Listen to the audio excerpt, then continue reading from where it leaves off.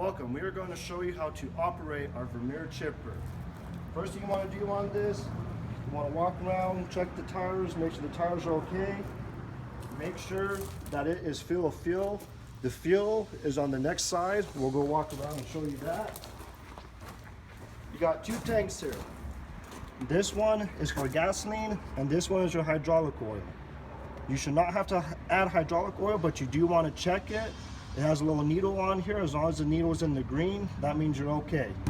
Once you know that it's full of fuel, to start it, you come around to this side, you have your throttle and your choke. This should just start right up. Once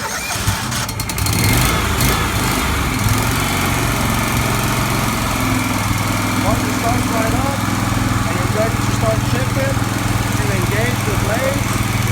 Pull this handle back nice and slow. Do not jerk it back. Once you pull it back nice and slow, you'll hear the blade engage. It's then allowed to chip and shoot it out. What we do is take your logs, throw them into your feeding wheel, throw them into your blades, and shoot them out at the end. If you have to stop that for some reason, just hit this red bar.